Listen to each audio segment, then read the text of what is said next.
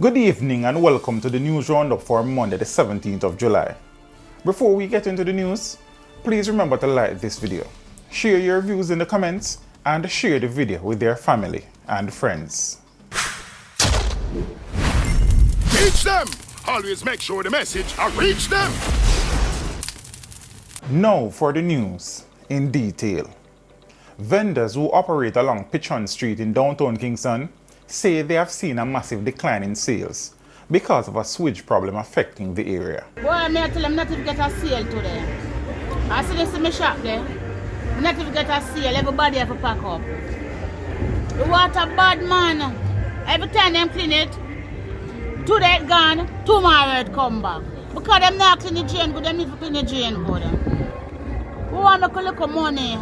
We have a look at penny them. We want to look at money them. Nothing not going through it today. Nothing not going through it today. The vendors say not only has foul-smelling water taken over the streets where they apply their trade, but it has also triggered major health concerns. Can't get no sale because nobody now walk and pass because they say the place stink and just sick people. Right now this come like water invasion right now because the road need to fix and the water has to the people. You understand? The people have to eat all them food who are running all them restaurants have to let them in restaurant right now because the food can't cook just water. That look bad. The vendors complained that customers are staying away from the area because of the sewage situation. It affects me well bad, but I not even eat nothing from morning because I can't eat right just so. And this mask from my nose is still coming through the mask. But no sale not going along too nice, darling. Not getting no sale, nobody not coming in the water to come by.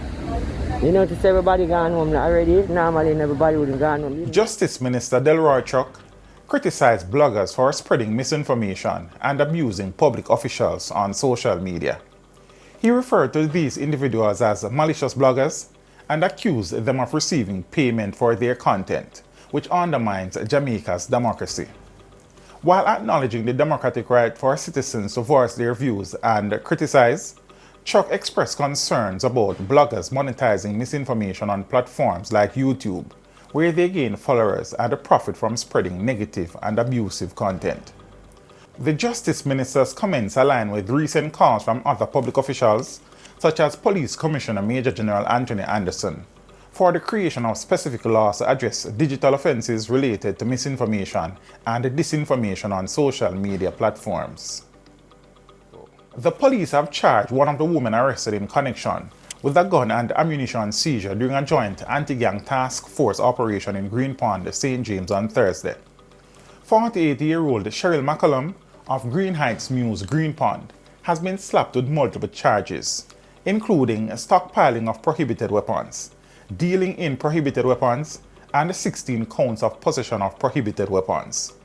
She is also charged with unauthorized possession of ammunition, possession of assorted parts for firearms, and unauthorized use of premises for storage of firearms and ammunition. A 56-year-old farmer was shot and killed by armed men in Flamstead District, St. James on Saturday.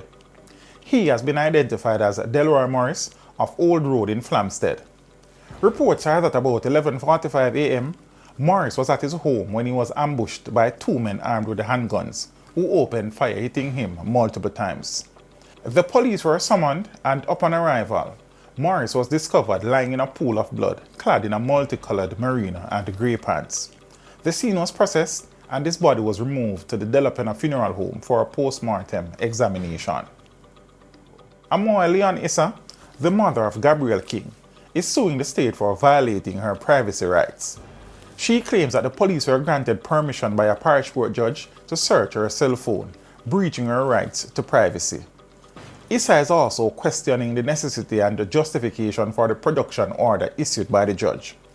The court order required Issa to provide the passcode to her phone and grant access to communication data, cell site data, and other information as part of the police investigation into her son's murder. Her lawyer argued that the order violated her right to privacy and that less restrictive measures could have been pursued to access the data. The lawyer also pointed out that the judge's order included production of cell site data, which was later determined to be impossible to obtain from the phone, further indicating the breach of privacy. Issa's lawyer emphasized that citizens have a right to privacy, and any restriction on that right must be demonstrably justified. He questioned the basis on which the judge granted the order and expressed concerns about the lack of transparency in the process. Despite her concerns, the court ruled against Issa in a judicial review, and she has been ordered to comply with the production order by the end of the month. The court also asked both parties to make submissions on public interest immunity. The case raises important questions about privacy rights and the necessity of production orders in criminal investigations involving sensitive personal data. The St. James Police have named Omoy Largy, otherwise called Not Nice, of Top Hill in Mount Carey, as a person of interest in the shooting death of his cousin. Largy is alleged to have shot and killed 40-year-old Omar Nichols, otherwise called Ras, also of Top Hill in Mount Carey, on Saturday morning. Reports by the Anchovy police are that about 9 a.m., one of Nichols' dogs bit one of his neighbors, who is also a relative, and a dispute developed between them. About an hour later, the injured neighbor allegedly complained to Largy and informed him that he was bitten by the dog. Largy allegedly went in search of Nichols, and upon seeing him, he allegedly brandished a handgun and opened fire, hitting him multiple times before running from the scene. The police were summoned, and upon arrival, Nichols was discovered lying in a pool of blood with multiple gunshot wounds. Nichols was taken to the Cornwall Regional Hospital, where he was pronounced dead. The police have identified the two men who were killed in an alleged shootout with members of the force, which sparked protests in Gordon Pen, St. Catherine on Sunday. They are 30-year-old Cleon Rowe, unemployed, of Kennedy Lane in Gordon Pen, St. Catherine, and 17-year-old Twain Cunningham of Seaview Heights Priory in St. Anne. The Spanish Town police say about 8:15 a.m. they were carrying out an operation in the Kennedy Lane, Gordon Pen area when they came under heavy gunfire. The cops reportedly took action and returned the fire. The police say the men were later discovered with gunshot wounds in a building. 2 9mm pistols were allegedly recovered from them, along with 4 rounds of ammunition. The matter is being investigated by the Inspectorate and the Professional Standards Oversight Bureau and the Independent Commission of Investigations. Chairman of the Jamaica Police Federation, Corporal Rohan James, criticized the police high command for not paying overtime to rank and file police personnel, despite the government's approval of such payments. James warned the high command that there could be consequences if overtime payments were not made. I also want to say to high command and to our commissioner, God helps you if the membership is not paid their overtime come this month. The Federation has been in court battle with the government over the non-payment of compensation for overtime work, and a court ruling last year ordered the government to establish a system to capture overtime hours by March of 2023. However, as of now, rank-and-file police personnel have not received their overtime compensation. A police team on patrol in Tivoli Gardens, Kingston on Sunday was reportedly attacked by gunmen who managed to escape. The cops, who are attached to the Kingston Western Police Division, were reportedly in the Drackett's Place area of the community when they saw 2 men acting in a suspicious manner.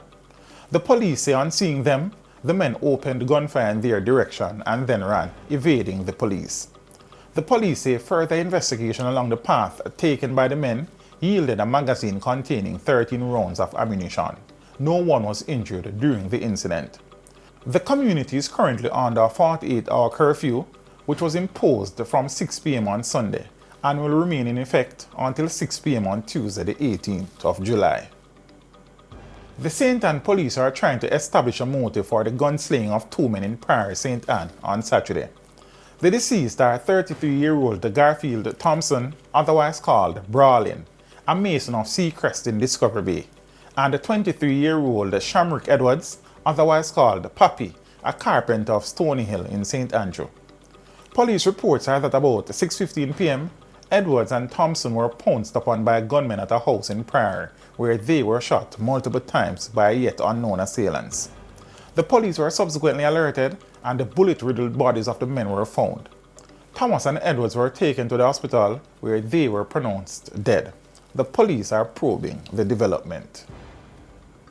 The St. Andrew Central Police are appealing to members of the public to come forward and share information regarding 2 separate shooting incidents across the division over the weekend.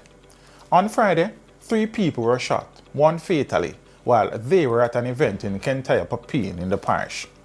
Dead is 50-year-old O'Neill Simpson, a mason of Hope River Street in Kintyre. Head of the St. Andrew Central Police Division, Senior Superintendent Marla Nesbeth, told reporters on Sunday that the incident is being treated as gang-related.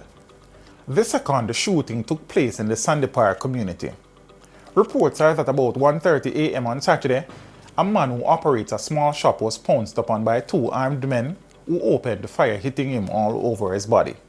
SSW Nesbeth says that incident is also connected to an ongoing feud in the Sandy Park area. A 38-year-old man and his 3-year-old son are being treated at hospital after they were shot by armed men at their home in Chatham District, St. James on Friday night. The police say about 8 p.m. the man, his child and other family members were at home when heavily armed men entered the house. The gunmen opened fire, hitting the man and the child before escaping on foot. The police were summoned and the 2 were rushed to hospital where they were admitted in critical condition. A man was stabbed to death in Ocho Rios on Sunday morning. The deceased has been identified as Omar Walker. Reports are that about 10:40 a.m., Walker got into a dispute with another individual in the vicinity of the Jamaica National Bank.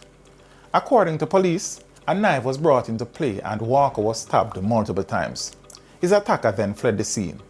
The police were called to the scene and Walker was taken to hospital where he was pronounced dead. In business, Deputy Commissioner of Police Fitz Bailey is urging companies to report fraudulent attacks and be more forthcoming with information. He noted that only a small percentage of crimes are reported, often because companies prioritize protecting their reputation over reporting the incidents. Bailey emphasized that sharing the extent of the threat they face with the police could lead to a better assessment of the risk and improve fraud prevention strategies. He argued that businesses have a moral and ethical obligation to be honest and report fraud.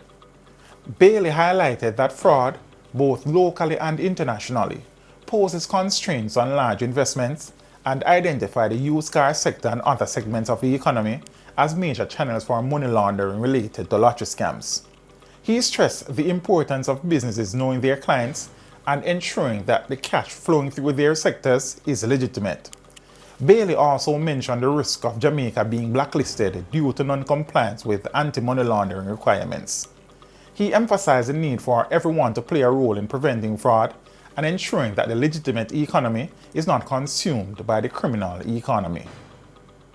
In sports, Sha'Carri Richardson produced her trademark strong finish to deny Sharika Jackson in the women's 100 meter at the Diamond League meet in Poland on Sunday.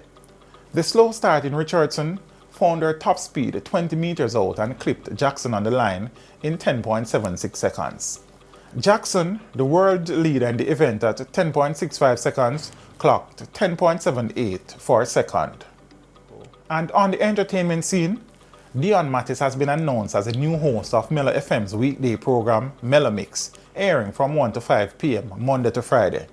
With her extensive experience in the industry, Mattis is expected to bring a fresh and exciting vibe to the popular radio show. Mellow FM, known for its community-based approach to broadcasting, believes Mattis will be an excellent fit and plans to attract new listeners while retaining current ones with her engaging style and new features. And that is it for your news roundup for today. We would appreciate you liking this video, leaving a comment and sharing the video with your family and friends. Have a good evening and see you next time.